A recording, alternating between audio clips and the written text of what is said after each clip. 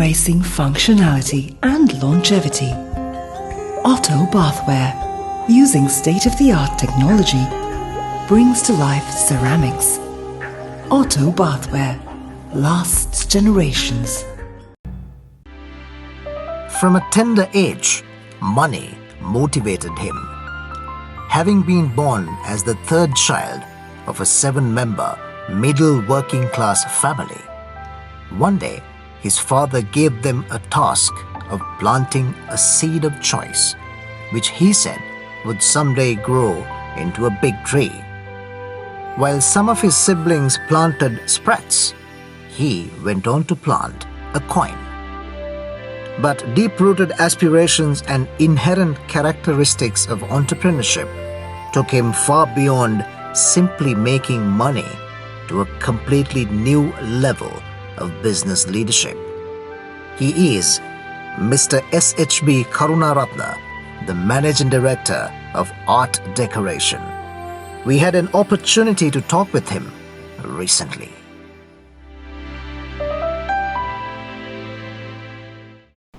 Hello everyone, greetings to all of you. So Mr. Karunaratne, most of the business leaders take inspiration from their childhood, and likewise you may have great stories in your childhood. So we would like to listen to those stories, your school days, your family, hobbies and your other interests. Yes, I think I must mention this at this stage. When we were small, our brothers and sisters, we were playing on the garden, and then one of my brother or a sister, I don't remember which one, they have taken a spread and try to put it underground to make more spreads. We call halmesa, right? Yeah. Spreads. But instead I have taken a coin and I put a coin under the ground, so I want to make a money tree. Wow. I mean, that time I didn't know what it's all about, but now I understand, okay, I had something behind me. So actually I was schooling in Balangoda in small days, and I went to Buddha Jayanti Mahavidyalaya, and then thereafter we moved to Ganemulla. Then I did my secondary school studies in Galahitiya Central College. That time it was the second best in Sri Lanka. But of course I got through a scholarship where I could get to best 5 schools, free entrance to Ananda, Nalanda, Thurston, Gampa, Bandaranaike, Galahitiya Central, whatever.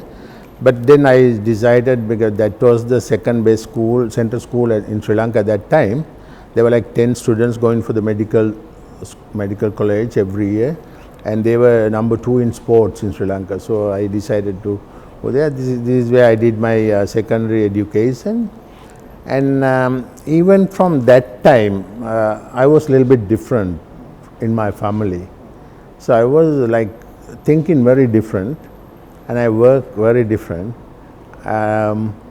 So I think these are kind of entrepreneurship that you show up even in your childhood. So that shows your imagination, the capacity of your imagination during childhood, and that has become a reality now. And you're excelling at a rate starting from those days. So let's move on to talk about the company, your products, the human resources, the production facility, raw materials, so on and so forth. So first let's start from your production facility and the wonderful products that you're offering to the global market. If I am to give a start like this, I mean, our company, we actually started from the scratch. I mean, initially in 1992, I didn't have a company by myself.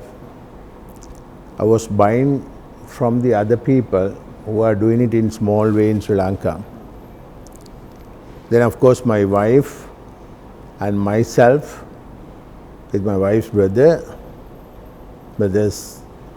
and a few other neighbors, like we are like 5-6 people, where whatever we buy from the market, we bring it at home and we do paint it and stuff, and we send our first shipment to Germany. And actually, I should appreciate and mention the name of my friend again, Mr. Peter Suen. He working for one of those companies in Germany as a buying manager, and he sent me his first order to me. I still remember it was like $7,000 order. So we were like, okay, and then I was very blessed. I must mention this. I mean, I had a dream to become exporter, but I got the export order before I have registered my company. Awesome. Wow. I was so blessed, to be very honest. Many people start business and they're waiting for orders and so on. But in my case, I got the order. I mean, even I didn't have registered a business. So I immediately ran to the BOI and I got the company registered and got things running. And then that was my first order, like $7,000 order going to Germany in 1992. So then we were like exporting 120 feet container a month, like until like 1994. 1994, there were Expo 1994 in Sri Lanka. I still remember it was held at the SLEC, and then we happened to exhibit in this exhibition, and then there were foreigners coming from other countries also to buy our products, the products of the Sri Lanka. And then I remember one customer from Holland, a big guy, he told me, hey, your presence makes worth for us to be in Sri Lanka. If not for your presence today, and our trip to Sri Lanka is absurd, because we were the only product that you could select, right? And then I remember he told me our buying volume is like $500,000, $500,000 a year. I mean, that time for me, oh my God, okay. So I immediately ran to the bank nearby, NDB, and I said, I want a loan. There's a foreigner who wants to buy $500,000 a year. And then I was getting organized to expand my business. So that was the initial beginning. But when you look back, that I'm very content that today our company, we export to over 47 countries around the world, and we bring valuable foreign currency to our country. I mean, in this crucial time, we are very hungry for the dollars, the country. Absolutely. And I think we bring a decent amount of dollars to our country, and we give employment to like 280-90 people here. And so there are more than 1,000 people, they have their lifeline from our company. And then we have also outsiders who supply raw materials and other subordinate products, and there are also some people living under our company. So, and we use most of the Sri Lankan raw material here.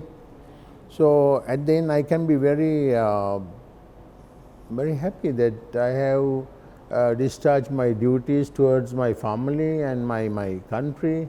So I'm not in debt to my country or to my family. I think that's a really important point, Mr. Karnaratna. You commit yourself, you build a team around you, and more importantly, you give back to the community. Since you talked about your employees, they are the heart of your business. Let's talk more about them. What are the values that you have seen in them, their potential, their skills, so on and so forth?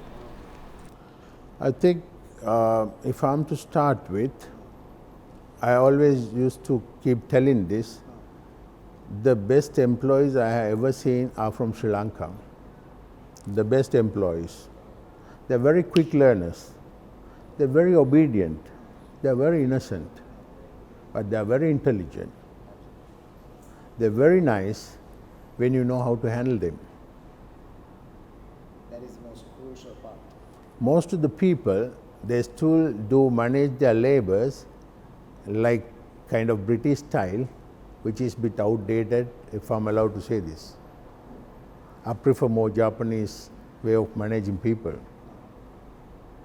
So if I want to clean my room, my office, I sometimes ask the manager, can I clean my room? Instead of asking somebody to do it, but they come and quickly clean it for me. I mean, this is the best way of communicating. When I say, can I clean it? Oh no, we will do it for you, sir. How nice. This is my way of management. And it works very well. And I mean, everything, no matter what you do, but at the end of the day, results counts.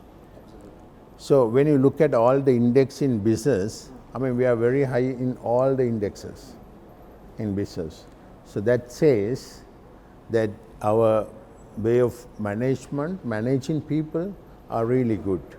I mean, we have given them freedom. If you go around the factory, you will hear many kind of radios here, different kind of radios, songs and everything. And we hardly have any HR department. Of course, we have HR manager to look into their welfare and kind of stuff, but there is no HR manager to give them warning letters or terminations or things like this. I mean, it's like very homely feeling place. I mean, you might have seen when you enter the company, I mean, we have done all these things to bring the good inner feeling for the people. So I think I'm happy with it, and everybody here happy with it. They are given food, they're given lunch, they are given breakfast on buffet style, and they are given transport. And I mean, I must mention this to you.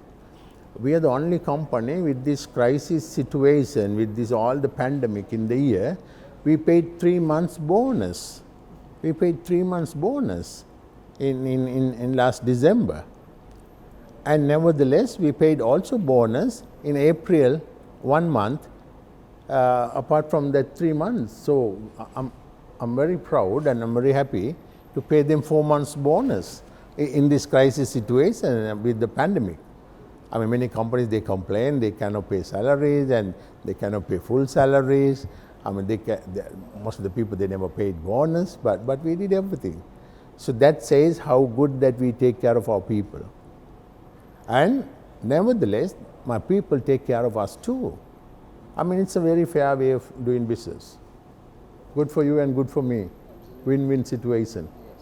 Thank you very much to the wonderful audience.